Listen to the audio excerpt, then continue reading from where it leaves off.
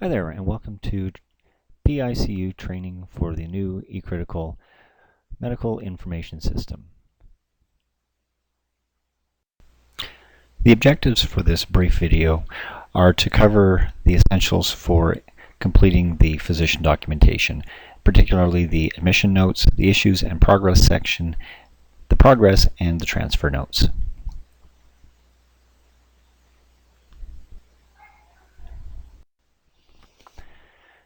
Now, the PICU build is the first build in Medivision that will incorporate physician documentation. So there are several different forms, notes that you can fill in online, and this will be taking the place of the written notes that you usually have done in the paper chart. The first note you can do is the admission note.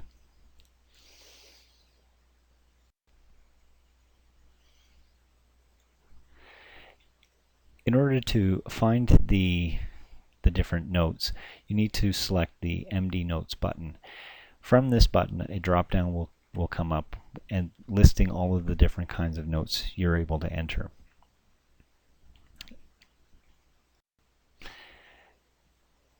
When you select Admission Note, this form will appear, and it will allow you to enter into the admission note as you like. As is with the procedures notes, these are completely optional fields. You don't have to fill in everything if you don't want to. It's not meant to change your practice. This is, as you can see, fairly straightforward. It's simply a series of text boxes which allow you to free enter whatever information you would like. By clicking on the Physical Exam tab, it then brings you to the physical exam section of the admission note, and in this case we've added a little feature to make it a little bit more straightforward. In the cases where where there's nothing abnormal, you can simply click on the unremarkable button for the section above, directly below it, and it will auto-fill this section with unremarkable, so you don't have to sit there and type it out. If you'd like to add additional information, you're more than welcome to, just by simply, you can click the unremarkable button and then you can add in any little editorial comments that you would like. The unremarkable, is nothing special about that area. You can delete it if you change your mind, or you can edit the boxes as you would change with any box.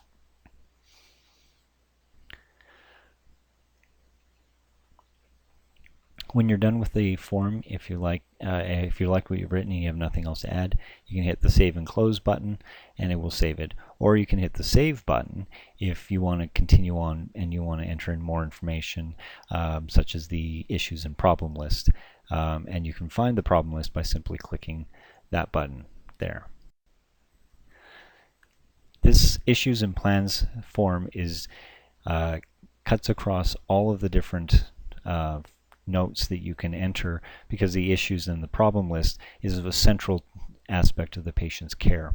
So there's one single Issues and Plans form that is accessible from any of the other admission other form. Once you've selected the Issues and Plans, either from the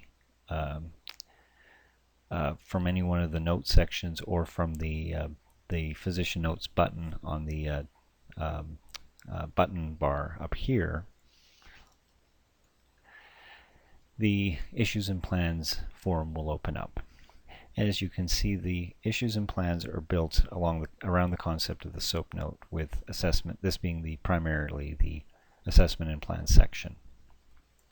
There are 3 tabs that divide up all of the available issues and plans. The maximum available in Medivision is 36 issues and plans. So hopefully your patient won't have that many problems.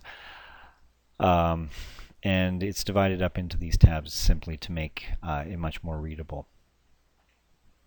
The first column are all of the issues, followed by the plans that are associated with those issues, and then also a column for issues resolved. And once you come to a conclusion that this problem no longer is a problem, you can simply click on the button there, and it will enter the date that the issue was resolved. And then, just like up here, it will gray out these boxes so that you don't have anything else that you don't have anything else to add. You can always select the issue and unresolve it if necessary.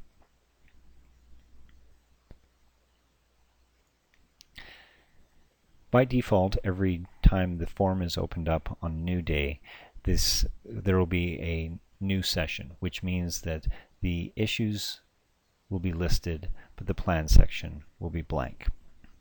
This allows you to quickly jump right in and start updating the issues and the plans for all of these issues as you see fit. If new issues have come up, you can always add them to the next box directly below your last issue.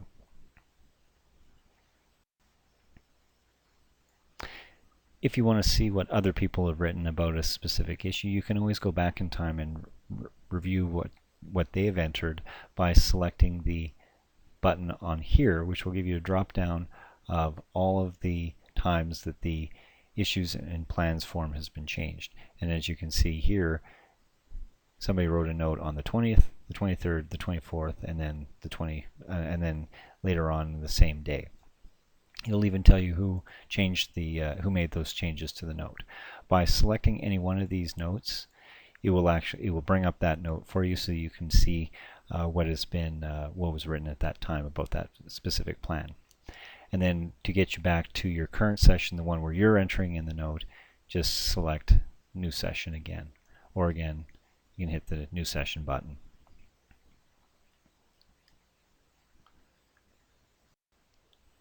Finally, I'm going to just quickly touch on the progress and transfer notes. These are fairly intuitive and shouldn't cause too much concern. First is the progress note. Progress note is again, daily progress note. As patients come in, you need to keep up to date with what's going on with them. First is the progress is a free text area where you can discuss their course over the last 24 hours. Here's your physical exam section with those handy dandy little unremarkable buttons. And then finally, the issue and plans button, which you can then jump to the issues and plans section to update. Again, remember, before you leave the form, you should always save your form so that any changes you made are kept for the record, so you don't have to re-enter them. In a similar vein, the discharge transfer note is there's a final diagnosis if the patient's had surgery, their course in the ICU, where you can give the story of the patient through their ICU stay, and then also your current physical examination. And then again, the issues and plans button is right there to jump you back to the issues and plans section to allow you to complete that issues and plans that are relevant for the patient. And that's all there is to it for now. There is a lot of information out there on the web for you. If you need additional training, I've created a ton of videos much like this, and they're available online. You can either go directly to our website at www.critical.med.ualberta.ca, and then there's the eCritical training icon that's in the lower right hand corner. Or alternatively, if you want to go straight to YouTube, where all these videos are hosted, you can then search YouTube for eCritical and my name, and it should be able to bring you up a list of all of the different videos I've created for this. If you have any other questions or you have any issues, concerns, please don't hesitate to drop me a line anytime. Thanks for listening, and don't be afraid of the system. It's actually quite intuitive. Explore, use it, and you'll come to love it much as we all have.